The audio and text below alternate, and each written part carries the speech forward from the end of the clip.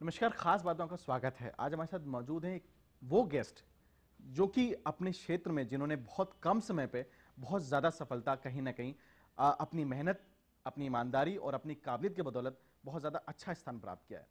इस शो में अब तक के हमारे जितने भी गेस्ट थे, सबसे कम उम्र के ये गेस्ट हैं जिन्होंने अपने क्षेत्र में उत्तीर्ण और बल्कि बहुत अच्छे सक्सेसफुल रेट्स के चलते अपने ग्रुप को बहुत आगे बढ़ाया। जी, हमारे साथ मौजूद हैं इस समय तुषार कुमार जी, जो जीटीएम बिल्डर्स के चेयरमैन हैं।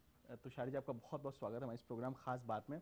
जैसा कि हमने दर्शकों को बड़ा आपके बारे में बड़ा डिटेल एक इंट्रोडक्शन दिया, आमतौर से हम अपने किसी गेस्ट के बारे में इतना इंट्रोडक्शन नहीं देते हैं। ये इसलिए नहीं क्योंकि जो है कि कोई आप परिचय के मोहताज है, लेकिन एक इतनी कम उम्र में जिस प्रकार से जो आपने अपना मुकाम पाया है, वो कैसे पाया है, वो दर्शकों को जरूर बताइए। कैसे पाया ये तो बहुत मैंने अपना करियर लगभग 18 साल की उम्र में स्टार्ट किया।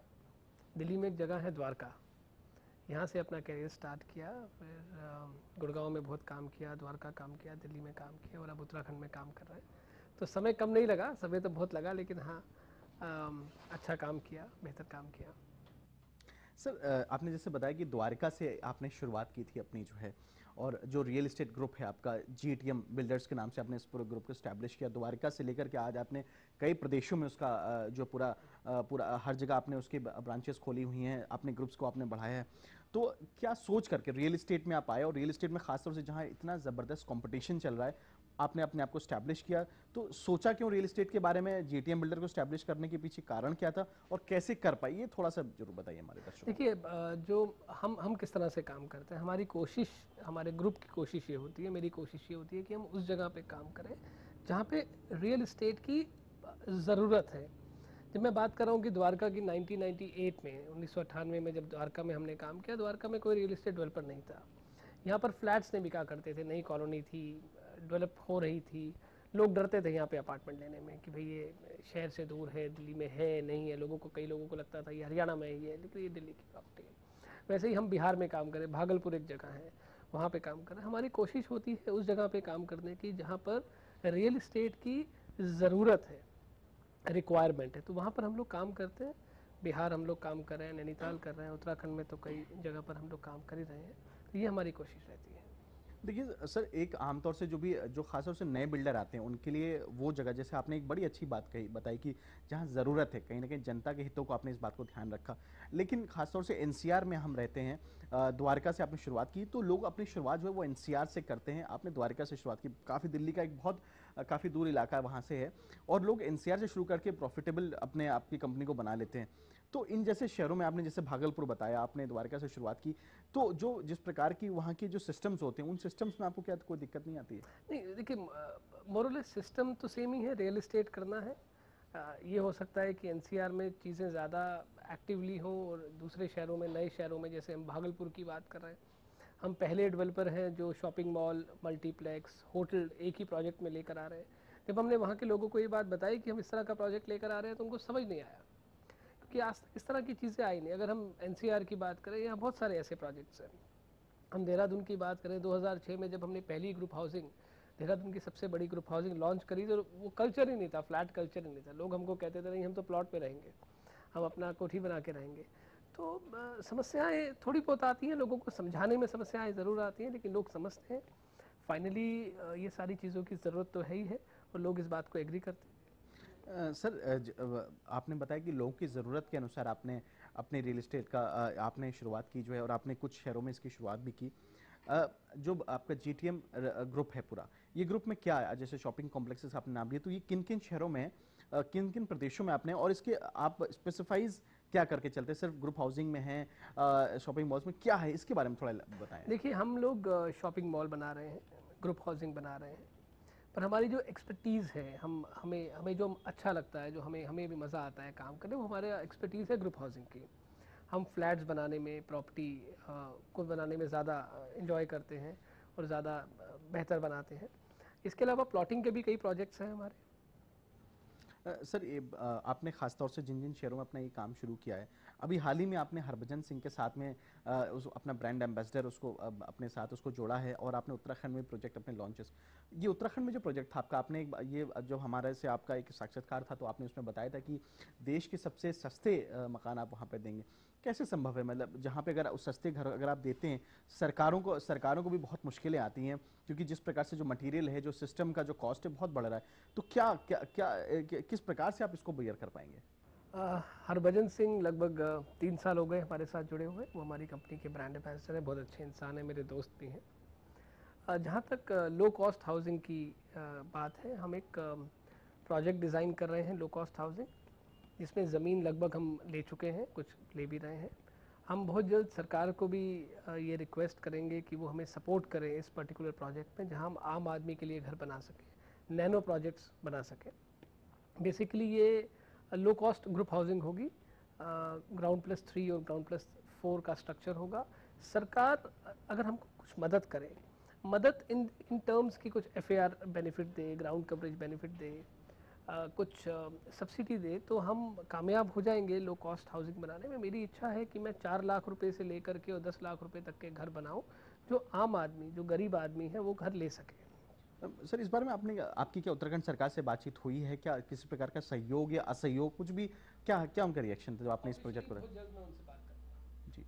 और ये जो घर होंगे खास तौर से, तो इसको आप जो है, क्योंकि जो जो एक ऐसा वर्ग है इस समय जो देश का, जो हर कोई जो किराए के मकान में रह रहा है या जो अपने अच्छे मकान में भी जाना चाहता है, उसको भी एक शौक है कि वो एक अपार्टमेंट्स में जाए। तो ये कैसे, क्योंकि जिस प्रकार से जो महंगाई बढ़ रही है, तो ये उसके लिए आप कैसे, क्या आप जो ऐसा तो नहीं कि कुछ मटेरियल के साथ में आप उसमें कोई समझौता करने जा रहे हैं? नहीं, देखिए, हम कंस्ट्रक्शन में तो कहीं भी समझौता नहीं करेंगे। मैंने आपको बोला कि मैं सरकार से कुछ बेनिफिट चाहूँगा, जैसे FAR बेनिफिट होगा, डेंसिटी बेनिफिट होगा। आम आदमी की जब हम घर की बात करते हैं, तो वहाँ पर हमको पार्किंग की जो सुविधा है, वो सरकार हमें बेनिफिट दे कि ठीक है, आप इनको कार पार्किंग की जगह स्कूटर पार्किंग या बाइक पार्किंग प्रोवाइड करें, उससे कॉस्ट इफेक्टिव होगा। सरकार से हम डेंसिटी की रिलैक्सेशन चाहेंगे कि जहाँ पर हम 1 एकड़ में 60 फ्लैट ही बना सकते हैं, वहाँ सरकार हमको 100 फ्लैट या 150 फ्लैट बनाने की परमिशन दे। तो ये सारी चीज़ों पे अगर काम किया जाए तो बहुत मुश्किल नहीं है लो कॉस्ट हाउसिंग बनाना। सर, आप लगभग आपने 3-4 प्रदेशों में आपके काम चल रहे हैं। दिल्ली में आपने काम किया, शुरुआत आपने यहीं से की थी, उत्तराखंड में आप काम कर रहे हैं, बिहार में आप काम कर रहे हैं। और अगर हम NCR की बात करें कंपैरेटिवली, सर स्टेट जो है, जिस स्टेट में आपको प्रॉफिटेबली कौन सा स्टेट ज़्यादा बेहतर हो आपके लिए होता नहीं, NCR में बहुत प्रॉफिटेबिलिटी है। जिन शहरों में हम काम कर रहे हैं, वहाँ पर ब्रांड बहुत बड़ा है, नाम बहुत बड़ा है, शायद कमाई या अर्निंग्स बहुत अच्छी नहीं हो सकती, लेकिन हम खुश हैं। हम इस चीज़ से खुश हैं कि हम आम आदमी के बीच में हैं, और जिसको रियल एस्टेट की ज़रूरत है, जिसे घर की ज़रूरत है, या जिसे एक्चुअल में दुकान की ज़रूरत है, वो उनको हम दे पाते हैं। सर, एक बात और निकल के आती है खासतौर से रियल एस्टेट, जो क्योंकि जब मेरी तमाम बड़े रियल एस्टेट डेवलपर्स के साथ मेरी बातचीत होती है, तो ऑन द रिकॉर्ड तो नहीं, क्योंकि वो ये चीज़ उनके लिए मुश्किल भी है बताना, जो है कि अब जो रियल एस्टेट डेवलपर्स खासतौर से उनकी जो जिस प्रकार से जो उनका जो ग्रुप है, वो जो हाउस जो भी उनका प्रोजेक्ट है, वो इसलिए चल पा रहा है क्योंकि कहीं ना कहीं उसमें वजह यह है कि जो आम उपभोक्ता है, जो कस्टमर्स आपके जिनको आप लोग अप्रोच करते हैं, वो इतनी जल्दी से उतना उसके पास पैसे नहीं होते कि कर पाए। ये इन्वेस्टर्स ज़्यादा होते हैं जो जिनके पास ब्लैक का पैसा है, लेकिन ये कहीं ना कहीं वो ऑलरेडी इनके पास बहुत सारे पैसे जिनको इन्वेस्ट करने के मकसद से उनको लाते हैं। तो कैसे सर आम लोगों को कैसे जोड़ेंगे सर? उनके लिए कुछ कैसी स्कीम्स ऐसी आए जो कि बैंक से लोन, इस तरह से कोई आप अपने प्रोजेक्ट्स में कोई योजना ला रहे हैं क्या? देखिए, हमारे पास, हम सिर्फ बिलीव करते हैं, विश्वास करते हैं एंड यूज़र पे। हम इन्वेस्टर पे विश्वास नहीं करते, हम उन पे विश्वास करते हैं जो एंड यूज़र हैं, जिन्हें एक्चुअली में घर चाहिए। जहाँ तक बैंक से सपोर्ट की बात है, हम कोशिश करते हैं कि जितने भी बैंक हैं, चाहे वो मल्टीनेशनल बैंक हो या नेशनलाइज बैंक हो, उनसे प्रोजेक्ट अप्रूव्ड हो। स्कीम बड़ी सिंपल है कि 5 से 15% के बीच में क्लाइंट देता है, और बाकी 80-85% बैंक देता है। और हम हमारे हर प्रोजेक्ट बैंक से अप्रूव होते हैं, ताकि एंड यूज़र उसका फैसिलिटी ले सके, उसका फ़ायदा ले सके। ब्रेक बाद आपका स्वागत है। हम बातचीत कर रहे हैं GTM ग्रुप के चेयरमैन श्री तुषार कुमार जी से। तुषार जी, एक जानकारी हमें और लगी, क्योंकि ये आमतौर से जब हम कोई भी किसी गेस्ट के बारे में जब हम जानकारी लेते हैं, तो हम कंप्यूटर का सहारा लेते हैं, गूगल पे जाते हैं, या आमतौर से अपने रिपोर्टर्स के जरिए जानकारी लेते हैं। एक जानकारी और आपके बारे में मिली, जो कि ना हमें गूगल से मिली ना हमारे अपने रिपोर्टर से मिली, कि आपके इस पूरे कारोबार को शुरुआत करने में आपके पिताजी का बहुत बड़ा योगदान था, और आपने बहुत कम उम्र में इतने ज़्यादा मुश्किल वाला जो ये जो आप जिसको हम बोलते हैं कि मुश्किल वाला कार्यक्षेत्र में आप आए, तो कहीं ना कहीं माना जाए आपके जो पिताजी थे और ख़ासतौर से परिवार का आपको सहयोग मिला। तो तो कैसे ये इसके बारे में थोड़ा बताइए कि मतलब क्योंकि ये चीज़ काफ़ी आपसे छुपी हुई है और ये दर्शक ज़रूर जानना चाहेंगे इस बारे में। ये जानकारी देखिए, परिवार का सपोर्ट, परिवार का साथ, परिवार का आशीर्वाद ज़रूर साथ है। ये जो बिज़नेस है ये मैंने खुद ने स्टार्ट किया था, द्वारका से स्टार्ट किया था, जैसे कि मैंने आपको बताया। उनका सपोर्ट बिल्कुल साथ है। मेरे पिताजी इज़ इनटू ज्वेलरी बिज़नेस, वो ज्वेलरी बिज़नेस देखते हैं। और हाँ, ये बात सच है कि बहुत मुश्किल काम है ये। रियल एस्टेट इतना आसान काम नहीं है, क्योंकि हर चीज़ यहाँ पे मैनुअल है। चाहे आप क्लाइंट्स की बात करें वो मैनुअल है, आप कंस्ट्रक्शन की बात करें वो मैनुअल है, फिर आप लाइसेंस की बात करें वो मैनुअल है। मतलब मैनुअल काम होता है, मैनुअली तरीके से काम होता है। यहाँ पे कुछ मशीन से कुछ काम नहीं होता है। तो उनका आशीर्वाद है, उनको साथ है सब। सर आमतौर से जब भी कोई बड़ी घटना होती है हमारे देश में, कोई भी चीज़ जब बुरी होती है तो हम आमतौर से जो समाज है, जो मीडिया है, वो सारे जो लोग हैं वो कहीं ना कहीं सबसे पहले सिर्फ एक ही व्यक्ति को दोष देते हैं, और वो जो व्यक्ति को जो दोष देते हैं वो किसी एक आम आदमी को नहीं। कोई भी चीज़ गड़बड़ जब होती है तो वो सरकार को दोष देने लगते हैं। आज जब रियल एस्टेट की जब बात होती है सर, जब रियल एस्टेट डेवलपर्स के तौर पे जब यहाँ जिस प्रकार की धोखाधड़ी होती है कि बोला जाता है कि 2010 में आपको ये प्रोजेक्ट मिलेगा, वो मिलता है 2012 में, 2000 और बहुत बड़े ग्रुप्स हैं, मैं नाम नहीं लेना चाहूँगा, लेकिन बहुत बड़े ग्रुप जिनके पास जो बाजार से पैसा नहीं उठाते हैं, खुद के पास जिनका अच्छा बैकअप है, इस ऐसे लोग जो हैं वो कहीं ना कहीं आपके ट्रेड में आ चुके हैं। तो सारी जिम्मेदारी क्या सरकार की बनती है? क्या आप जैसे लोग जो कहीं ना कहीं जो अच्छे हितों के लिए यहाँ पे, क्या आप नहीं इस गंदगी को साफ करने में कुछ आपको प्रयास करना चाहिए? देखिए, जो प्रोजेक्ट डिले की बात है ये कई बार उठती है। मैं एग्री करता हूँ कि बहुत सारे डेवलपर्स या बहुत सारे बिल्डर्स के प्रोजेक्ट डिले होते हैं। उसके कई सारे कारण हैं। मुझे नहीं पता कि सरकार की क्या इन्वॉल्वमेंट इसमें है। मैं इस बात को नहीं मानता, क्योंकि अगर एक बार आपको लाइसेंस मिल गया, किसी भी डेवलपर को लाइसेंस मिल गया, कंस्ट्रक्शन स्टार्ट की परमिशन मिल गई, सारे क्लियरेंसेस मिल गए, तो उसके बाद डेवलपर का ये जिम्मेदारी है कि उसे टाइम से कंप्लीट करे। मैंने जैसे बोला कि हर काम यहाँ मैनुअली है। लेबर एक बहुत बड़ी समस्या आज हो चुकी है, लेबर मिलना एक समस्या हो चुकी है, जो ऐसा लगता है कि डिले का एक कारण है। इसके अलावा फंडिंग एक समस्या है। रियल एस्टेट डेवलपर को इजीली फंडिंग नहीं मिलती। आप बैंक के पास जाइए, नॉर्मली आरबीआई का बहाना लगा के बैंकर्स कहेंगे जी रियल एस्टेट फंडिंग, हम आप रियल एस्टेट में हैं तो आपको फंडिंग नहीं मिलेगी। लेबर एक समस्या है, फंडिंग एक समस्या है, कस्टमर ट्रस्ट एक समस्या है, सेल एक समस्या है, कई बार सेल नहीं हो पाती। तो बहुत सारी समस्याएं आती हैं डेवलपर को। मैं क्योंकि डेवलपर हूँ और मैं इस बात को समझता हूँ, और मैं सबकी तरफ से ये बोलता हूँ कि समस्याएं आती हैं, डिले प्रोजेक्ट्स हो रहे हैं, होते हैं। इसके लिए अगर ओवरऑल इसको इंडस्ट्री का दर्जा दिया जाए, इस रियल एस्टेट इंडस्ट्री, मैं तो इंडस्ट्री वर्ड यूज़ करूँगा, इसको एक प्रॉपर तरीके से सरकार इसके बारे में सोचे, पॉजिटिवली सोचे, तो ये सारी चीज़ों की में जो परेशानियां हैं ये सॉल्व हो सकती हैं। सर जो जिस प्रकार से जो कानून है और रियल एस्टेट डेवलपर्स अपना पूरी तरीके से जाल जिस तरह से बिछाते जा रहे हैं, और कहीं ना कहीं ऐसे नहीं, उसमें कुछ बहुत अच्छे भी डेवलपर्स हैं, लेकिन उसकी संख्या काफ़ी उन लोगों की काफ़ी कम है। इनके ऊपर जो कानून बने हुए हैं वो ऐसे हैं कि जिनसे बच निकलना बहुत आसान है, क्योंकि खास तौर से इसमें एक ब्लैक और वाइट का एक बड़ा खेल चलता है इस समय रियल एस्टेट में लेकर, जिसकी वजह से उपभोक्ता भी कहीं ना कहीं जिसने पैसे दिए होते हैं वो इस बात से घबराता है कि वो अपनी ओरिजिनलिटी को ना वो कर सके। क्या ये ऐसा नहीं संभव हो सकता है कि आने वाले समय पे ये ब्लैक और व्हाइट की चीज़ों को खत्म किया सके? और आखिर ये होता क्यों क्यों आखिर आपको ब्लैक में लेना पड़ता है? सरकार के साथ आप चीज़ें नहीं कर सकते? नहीं, मुझे नहीं पता। जितने भी अच्छे बड़े डेवलपर्स हैं वो सब ऑन बुकिंग की बात करते हैं, वाइट की बात करते हैं। मैं नहीं मानता कि कोई अच्छा बड़ा डेवलपर बात करेगा कि आप कैश पे पेमेंट दीजिए। और क्लाइंट की विल है, अगर कोई क्लाइंट किसी को जा करके कैश देता है तो मुझे आइडिया नहीं। अगर मैं अपनी बात करूँ तो हम तो प्योर चेक में डील करते हैं, वाइट में डील करते हैं। और जितने लोगों को मैं जानता हूँ, जितने अच्छे बड़े डेवलपर्स को मैं जानता हूँ, वो भी यही डील करते हैं कि वाइट में हो। सर जैसे जैसे हम घर के किसी माँ बाप से जब हम पूछते हैं उनसे कि आपके अगर 4 बच्चे हैं तो उनसे अब पूछा जाता है कि आपका सबसे अच्छा बच्चा कौन है, तो वो सभी की तारीफ करने लगते हैं। उसी प्रकार से अगर हम आपकी बात करें कि जिस प्रकार से आपने अपने प्रोजेक्ट्स सब जगह आपने अब लॉन्च किए हैं, तमाम प्रदेशों में, तमाम शहरों में और अलग अलग विभिन्न क्षेत्रों में, आपके सबसे अच्छे प्रोजेक्ट्स की अगर बात करें तो कौन से हो जिसमें उपभोक्ताओं के लिए सबसे बेहतर सुविधाएं दी गई हैं? आपने मेरे क्वेश्चन पहले आंसर दे दिया और बाद में क्वेश्चन कर दिया। देखिए, सारे प्रोजेक्ट्स बहुत अच्छे हैं। मैं बिहार के प्रोजेक्ट की बात करूं तो मेरे लिए वो पूरा प्रोजेक्ट बहुत अच्छा है। पहला प्रोजेक्ट है बिहार का जिसमें जो इस तरह से जिसमें मॉल मल्टीप्लेक्स होटल है। मैं उत्तराखंड के प्रोजेक्ट की बात करूं, अभी रिसेंटली हमारा एक बहुत बड़ा वेंचर हुआ है, हम आर्ट ऑफ लिविंग के साथ कर रहे हैं। श्री श्री रविशंकर जी के लिए एक आर्ट ऑफ लिविंग सेंटर बना रहे हैं नैनीताल में, वो बहुत अच्छा प्रोजेक्ट है। जो लास्ट मंथ लॉन्च हुआ है प्रोजेक्ट द कैपिटल, वो अपने आप में बहुत बेहतरीन प्रोजेक्ट है। जो प्रोजेक्ट हम हैंडओवर कर चुके हैं अभी देहरादून के अंदर, आप देखें वो किस तरह से डिज़ाइन हुआ है। आज तक शायद उत्तराखंड में इस तरह का इतना खूबसूरत प्रोजेक्ट नहीं बना होगा। तो मैं तो यही बोलूँगा, मेरे तो सारे प्रोजेक्ट बहुत अच्छे हैं। ब्रेक बाद आपका स्वागत है। हम बातचीत कर रहे हैं तुषार कुमार जी से। सर, रियल एस्टेट की बात हो गई, सरकार की बात हो गई, काम धंधे की बात हो गई। तुषार जी के बारे में आमतौर से पूरे लोगों को काफ़ी कुछ मालूम है, आपके ग्रुप के बारे में, आपके बारे में।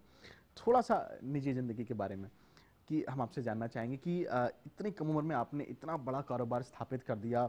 उसके लिए मेहनत लगती है, लगन लगती है। कोई भी चीज़ एक दिन में नहीं पैदा हो जाती है, हर चीज़ में बहुत समय लगता है और आपने बहुत कम समय पे इन चीज़ों को किया। अब काम के अलावा आप अब अगर हम बात करें तो अपनी निजी ज़िंदगी में आप क्या करते हैं? आपके शौक क्या हैं? वो हमारे दर्शक ज़रूर जानना चाहेंगे। देखिए, सबसे पहले तो मैं अपने परिवार को बहुत समय देता हूँ, और ये चीज़ शुरू से है। मैं कोशिश करता हूँ कि मैं कम से कम एक दिन, जो कि बहुत मुश्किल है रियल एस्टेट में निकालना, इस जैसे बिज़नेस में निकालना, लेकिन मैं एक दिन परिवार के साथ बिताता हूँ। मुझे मूवीज़ देखने का बहुत शौक़ है, मुझे ड्राइविंग का बहुत शौक़ है। तो जो भी समय मिलता है थोड़ा बहुत अपने लिए, उसमें अपने ये सब शौक़ मैं पूरे करता हूँ। सर, पॉलिटिक्स के बारे में आजकल हमारे देश में जैसे क्रिकेट सबसे लोकप्रिय गेम है, उसी तरीके से पॉलिटिक्स अपने आप में एक बहुत अच्छा सबको गेम लगने लगा है, जिसमें कई सारे सितारे आते हैं। कभी सचिन तेंदुलकर आते हैं, तो कभी कोई उसमें से द्रविड़ उसमें रहते हैं, कभी धोनी उसमें रहते हैं। उसी तरीके से पॉलिटिक्स के भी बहुत सारे सितारे हैं। राहुल गांधी जी हैं, नरेंद्र मोदी जी हैं, सुषमा स्वराज जी हैं, अटल बिहारी वाजपेयी हैं, सोनिया गांधी हैं, तमाम ऐसे लोग हैं। अब अगर आपसे हम बात करें तो प्रेजेंट पॉलिटिकल सिनेरियो में आपके हिसाब से सबसे अच्छा नेता देश में कौन हो सकता है और आखिर क्यों? देखिए, ये कहना कि कौन अच्छा हो सकता है, वही अच्छा हो सकता है जो देश को आगे लेके जाए। समस्याएं हैं देश में, और बहुत ज़्यादा समस्याएं हैं, बहुत सारी समस्याएं हैं। वो नेता जो इन सारी समस्याओं को पार ले जाए, ठीक करें, समझे पॉइंट वाइज कि हाँ ये समस्या है, अगर गरीबों की समस्या है तो ये है, इंडिविजुअल की है, इंडस्ट्रीज की समस्या है तो ये है। कोई भी नेता, जो भी नेता, वो राहुल जी हो या मोदी जी हो, इन समस्याओं को बाहर ले जाए। और भारत बहुत अच्छा देश है, बहुत बड़ा देश है, बहुत अच्छे लोग हैं यहाँ पे, पैसा है यहाँ पर, लोगों की सोच अच्छी है, मेहनती लोग हैं। तो जो भी नेता इन सारी चीज़ों को समझे, इस देश को आगे ले जाए, मेरे लिए तो, मेरी तो पर्सनल सोच है कि वो नेता अच्छा है। सर, अगर कुछ खास अगर बातें हम आपसे पूछें कि कुछ खास क्वालिटीज़ अगर होनी चाहिए इस भारत देश के प्रधानमंत्री बनने के लिए, तो आपके सर वो क्या क्वालिटीज़ होनी चाहिए? क्वालिटीज़ देखिए, जो आज प्रॉब्लम्स चल रही हैं इस देश में, वो सबको पता है, सबको आइडिया है। सिर्फ एक क्वालिटी की, वो प्रॉब्लम से बाहर ले आए इस देश को। इस देश में समस्याएं बढ़ती जा रही हैं।